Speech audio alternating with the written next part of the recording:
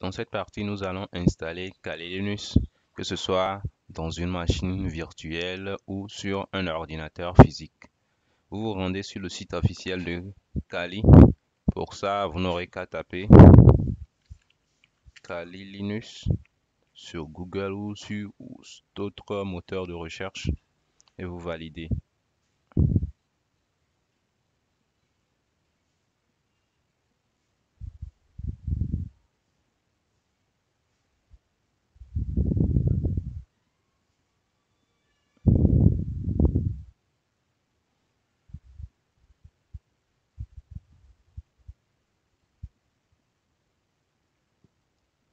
Après cela, vous verrez ici www.kali.org. Vous cliquez dessus et vous retrouvez sur cette page. Ici, vous verrez au niveau du site officiel de Kali qu'il y a plein de trucs que vous pourrez installer. Nous avons à ce niveau Kali pour les machines virtuelles. Ici, nous pouvons l'installer sur un équipement physique. Pour les processeurs de type ARM, ici Kali Linux pour les mobiles, que ce soit Android et autres. Ici pour le cloud, ici si vous voulez essayer Kali Linux sans l'installer et autres. Ici avec les conteneurs, que ce soit Docker ou autre. Là, ce qui nous intéresse, c'est cette partie. C'est cette partie qui nous intéresse. Ici, je veux télécharger Kali Linux. À mon niveau, j'ai une machine 64 bits, donc je peux me permettre de prendre celle-ci. Si vous avez une machine 32 bits ou vous ne savez pas ce dont nous parlons lorsque nous mentionnons bits, vous n'aurez qu'à cliquer ici avant de choisir quelque chose ici. Ici, à ce niveau, j'ai une machine 64 bits. Vous pouvez le voir. Ici, nous avons la version de Kali Linux avec les dernières mises à jour, mais qui n'est pas encore testée. Donc, il se peut qu'il y ait des bugs et autres lorsque vous l'utilisez. Ici, nous avons une version stable qui a été testée. Et ici, nous avons Kali Linux qui, au cours de l'installation, vous aurez besoin de connexion pour télécharger les outils dont il a besoin. Vous verrez qu'il est moins lourd que les autres. Ici, 378 mégas. Ici, 43 gigas. Si vous voulez encore plus de détails, vous n'aurez qu'à cliquer ici pour voir les différences entre chacun d'eux. Donc, à ce niveau, moi, je vais choisir cette version et je vais cliquer sur télécharger. Ici, vous pouvez choisir de le télécharger avec votre téléchargeur habituel ou en utilisant le client torrent. Je vais choisir torrent.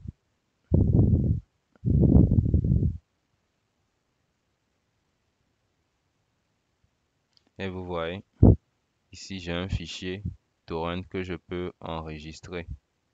Je peux enregistrer ou l'ouvrir avec. Ici, pour ceux qui veulent télécharger directement, vous cliquez sur cette partie, là où il y a le point. Vous cliquez dessus.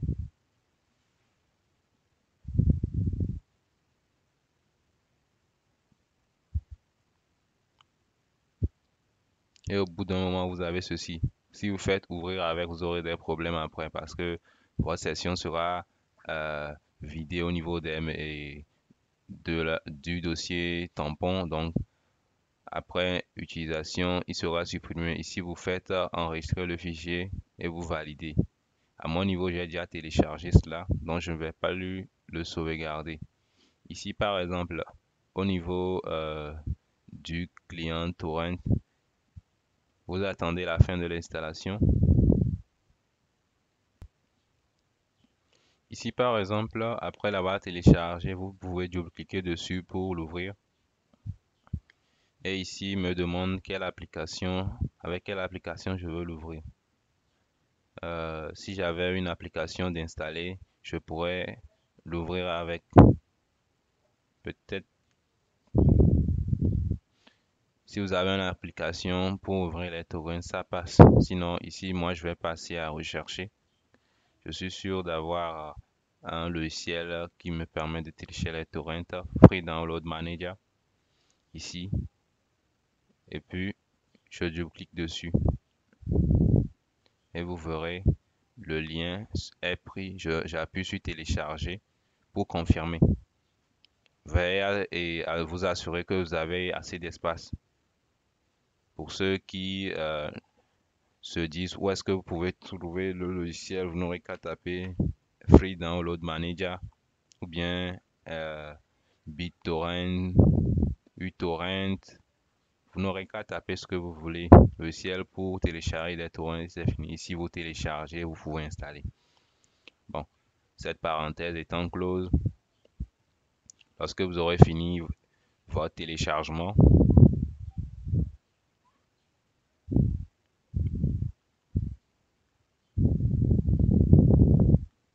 vous pourrez l'initialiser sur une clé USB. Cette partie avait été déjà vue, donc je vais sauter cela. Bon, pour un petit rappel, j'ai eu à utiliser soit Paraiso, ou soit Balena Etcher. Ici, par exemple, Paraiso, j'utilise la version démo. Donc, qu'est-ce que je fais? Ici, je viens et puis je clique sur créer un disque USB bootable.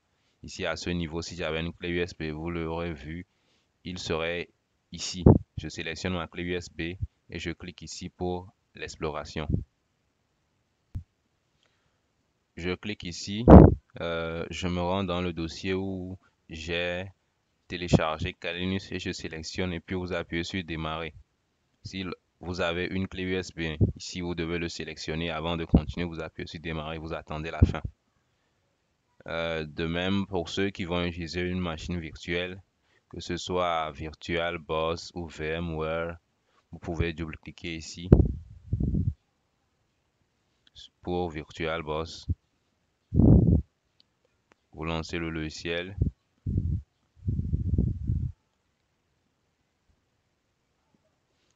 Après avoir lancé VirtualBox, vous faites nouvelle ou new. Ici, vous donnez un nom.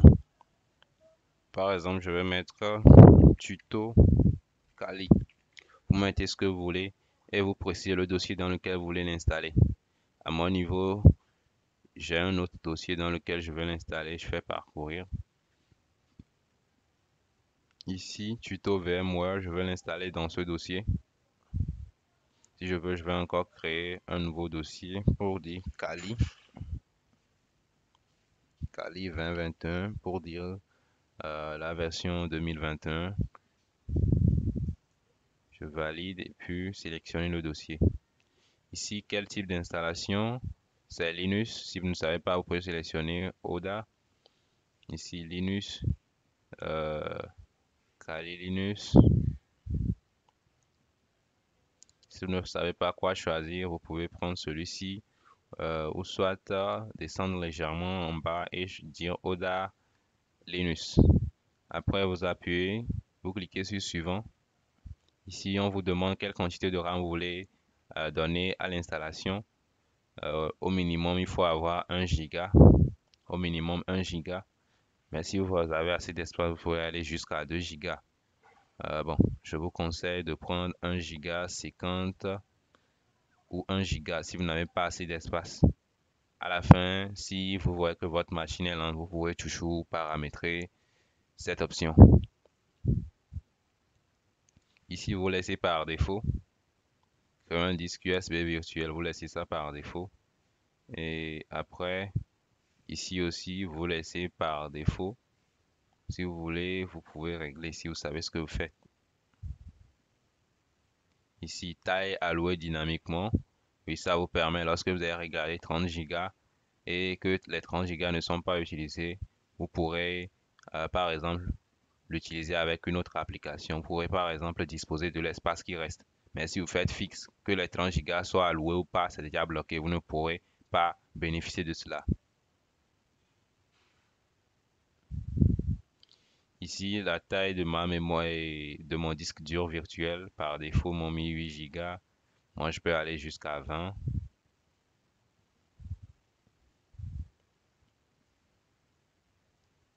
Je peux aller jusqu'à 20 Go ou 25. 200 c'est trop. Ou je peux mettre même 25. Vous pouvez mettre 25.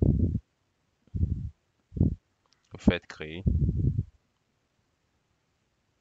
Après avoir fait créer, vous n'aurez qu'à appuyer sur le bouton démarrer.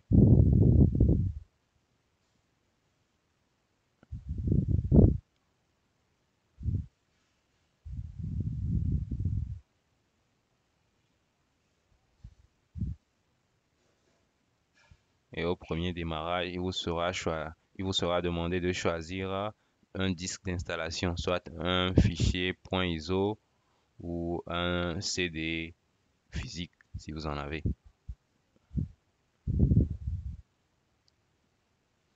Ici, je vais naviguer, add ou ajouter.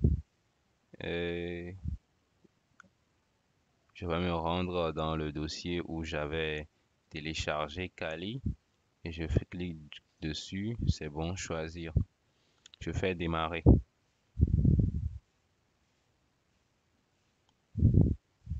Ici, on est déjà dans la phase d'installation.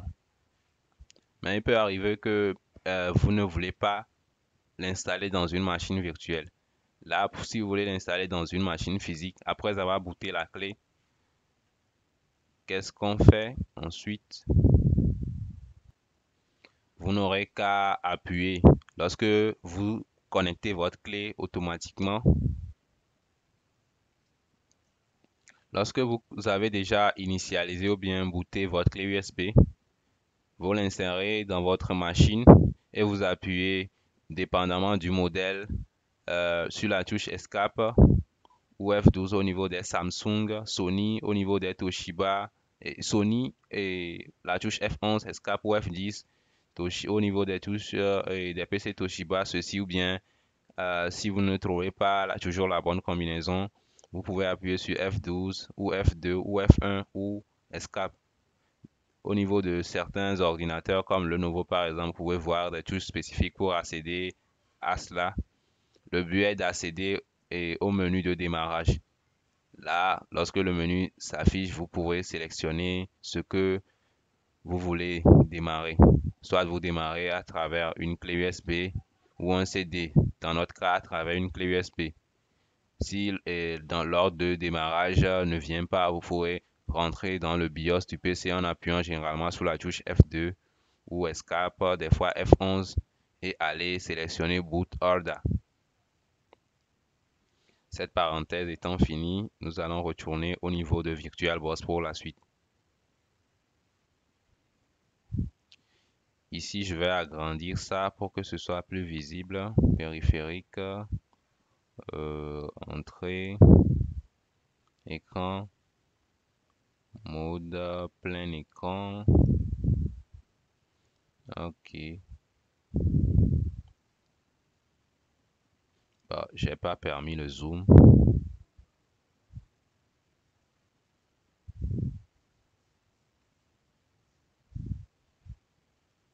Ici, je vais sortir dedans en appuyant sur la touche contrôle de droite, plus la touche F.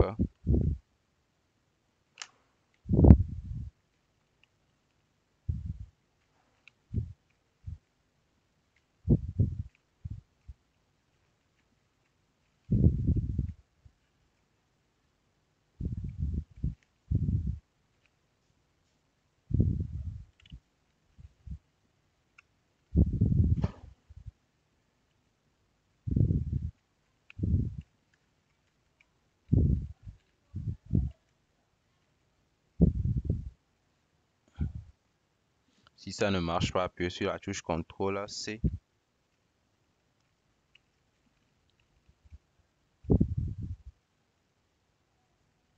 Et vous faites annuler ici, contrôle C, et vous faites permuter. Et vous voyez ici, c'est ce qu'on voulait avoir. Donc, qu'est-ce que je fais? Dans tous les cas, si vous voyez, vous pouvez toujours laisser ça comme ça. Je vais faire graphical install pour l'installation en mode graphique.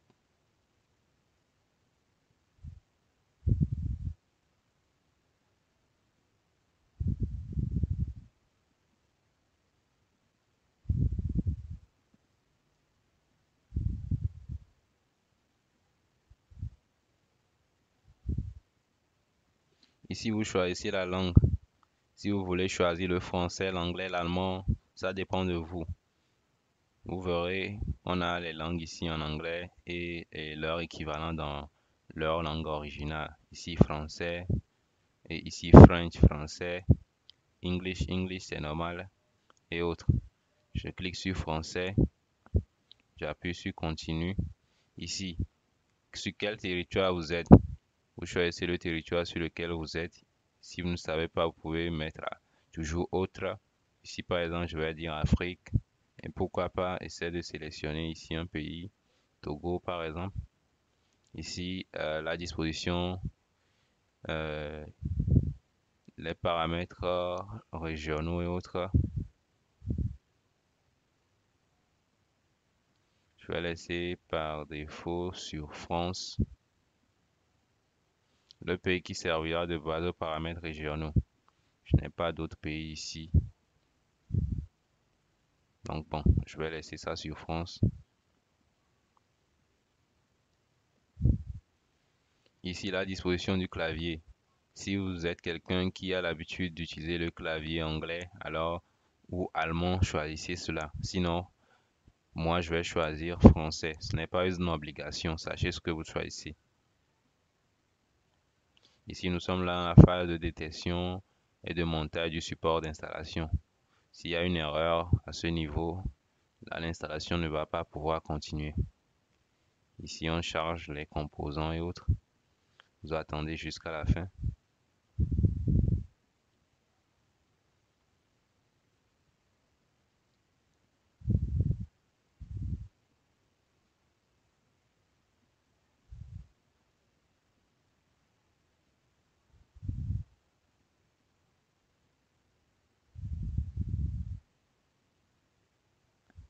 Vous donnez un nom à votre nouveau système. Vous pouvez soit laisser Kali Linux ou soit prendre un autre truc. Ici, on dit le nom de la machine est un identifiant qui identifie le système sur le réseau. Si vous ne connaissez pas ce nom, demandez à votre administrateur. Vous pouvez mettre ce que vous voulez. Bah, comme il a dit, on met ce qu'on veut. Moi, je vais pour ma part mettre tuto et trait du bas ou underscore Kali. Vous mettez ce que vous voulez, hein. Alors, on me dit que le signe que j'ai mis n'est pas valide, donc je peux remettre tuto-kali pour voir.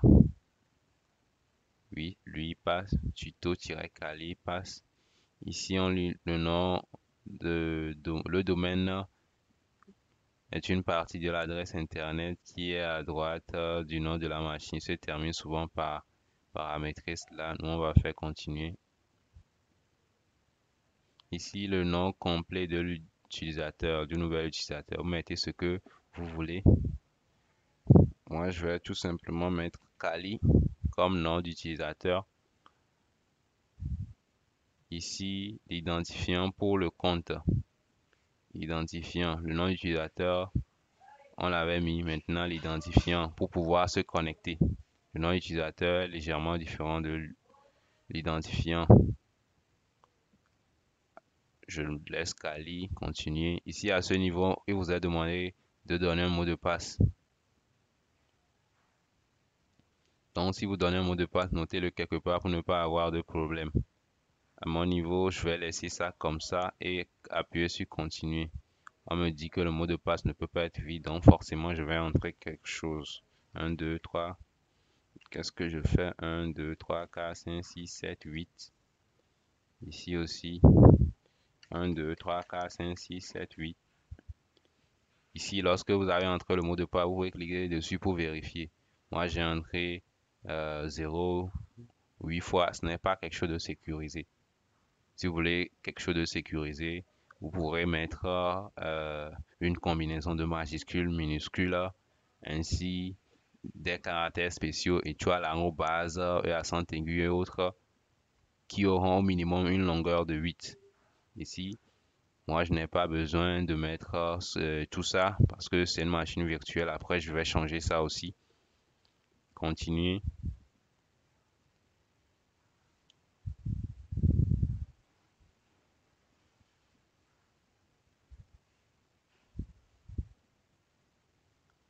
L'horloge, sa configuration en train de se faire.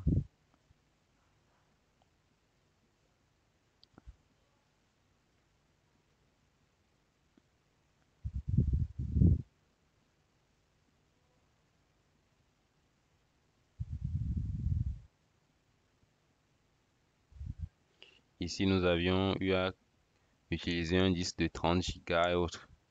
Si vous savez ce que vous voulez faire, vous pouvez choisir les autres options manuelles ou utiliser du un disque avec LVM ou ce que vous voulez si vous savez ce que vous faites. Ici, on va supposer que vous êtes débutant ou bien on va prendre la méthode simple. Vous utilisez le disque entier. Ici, notre disque était 30 Go. Au total, maintenant, l'espace qu'on peut utiliser, c'est 26,8 Go. On clique sur continuer. On peut décider de tout mettre dans une seule partition, sur une seule partition ou bien séparer ça. C'est un peu comme ici au niveau de Home, c'est le dossier utilisateur. Au niveau de Windows, si vous voulez, vous pouvez séparer ça sur un autre disque ou mettre le tout ensemble. Ici, on a au niveau de Linux des dossiers temporels et dossiers pour les variables et autres dossiers d'utilisateurs. Je vous conseille de mettre le tout sur une seule partition si vous ne savez pas ce que vous êtes en train de faire. Après, à ce niveau, vous voyez, notre disque a été partagé en deux parties. Ici, on a l'espace swap il est conseillé généralement d'utiliser le double de la mémoire RAM. Donc, si vous avez pris 1 Go pour mémoire RAM, vous devrez normalement prendre 2 Go à ce niveau.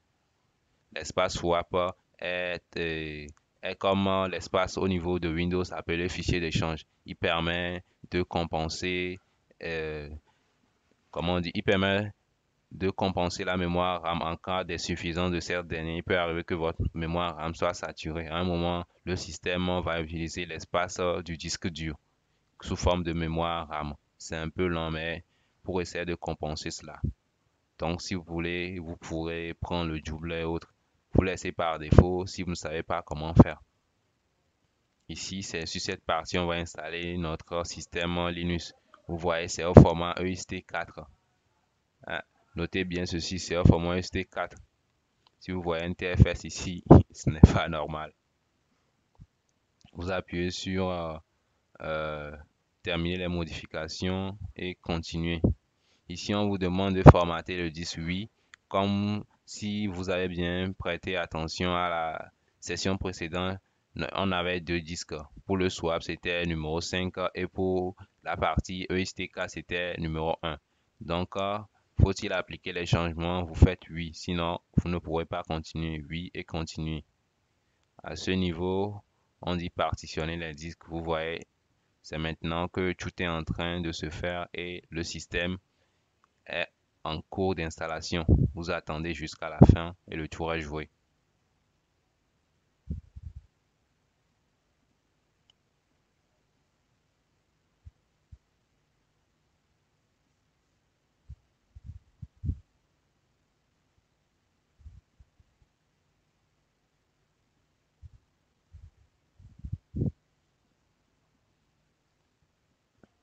Ici, à ce niveau, vous pouvez lire actuellement le seul système de base installé. Les présélections ci-dessous installeront Kali avec son environnement de bureau et ses applications par défaut. Vous pouvez personnaliser votre système en choisissant un autre environnement de bureau et ou une autre collection d'outils. Ici, comme vous avez pu le voir, au niveau de Kali, vous pouvez choisir d'installer des bureaux, différents bureaux, ou bien on va tout simplement considérer des bureaux comme des thèmes, différents thèmes. Si vous prenez Nyoma, vous verrez qu'il va s'afficher d'une autre façon. Si vous prenez K2 placement, il va s'afficher d'une autre façon. Ici, Pour qu'il n'y ait pas de problème pour la suite, je vais installer le bureau par défaut, ISFCE. Ici, je vais l'installer par défaut, je ne vais rien modifier. Donc, ceux qui vont prendre Gnome, libre à vous de le faire. Mais au niveau de la suite, si vous n'arrivez pas à nous suivre, là, je ne vais pas m'attarder à revenir expliquer comment Gnome est, comment faire ceci, cela. Donc, nous tous, nous allons prendre de façon plus simple l'environnement par défaut. Vous laissez tout comme ça et vous appuyez sur continuer.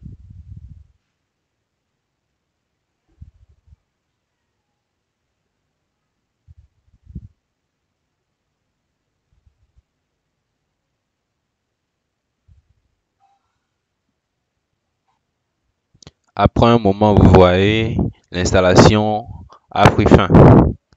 Changer la priorité des questions de configuration, on va juste appuyer sur continuer. Ici, par exemple, la présence question a une priorité intermédiaire avec une priorité élevée ou ignorée, vous l'aurez pas vu. Les paquets utilisent pour leur configuration les questions à poser dans l'ordre. Vous pouvez définir la priorité minimale des questions posées, critiques pour réglages qui pourraient casser le système sans valeur adaptée, élevée. Quand il n'existe pas de valeur par défaut adaptée, intermédiaire, quand il existe une valeur par défaut adaptée. Ici, on vous dit ignorer les questions à priorité.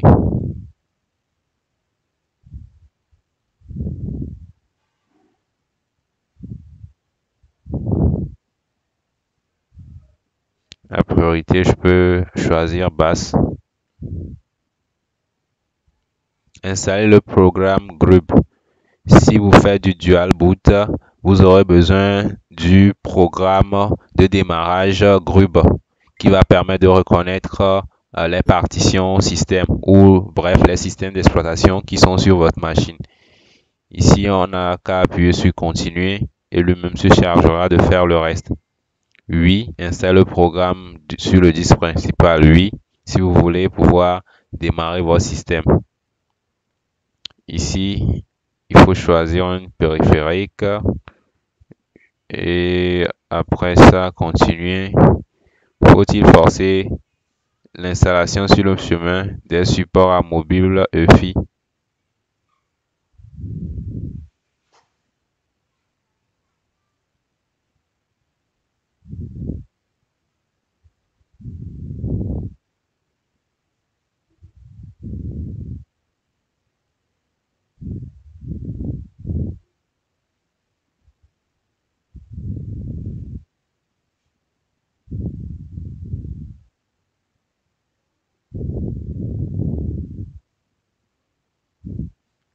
Continuer.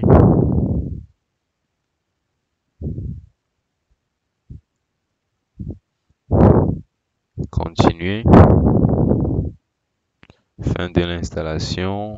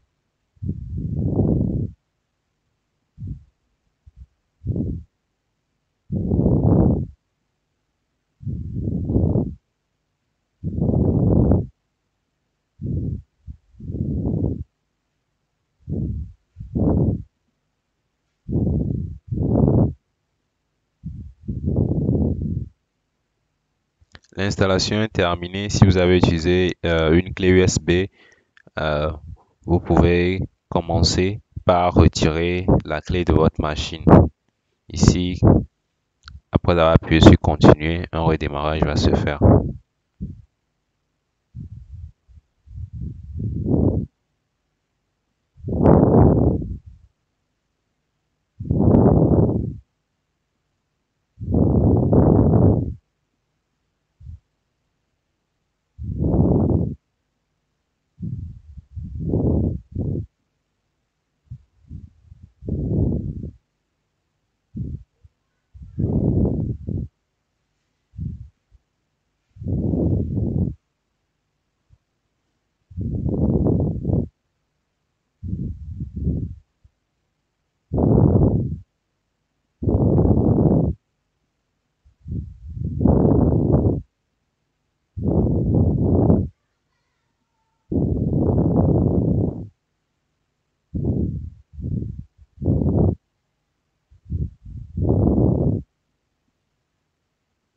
Ici, vous pouvez vous connecter en saisissant votre nom d'utilisateur. Le mien était Kali.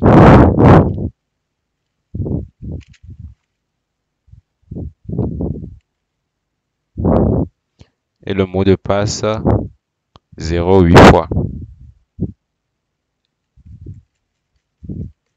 Veillez à saisir le mot de passe que vous avez donné durant l'installation.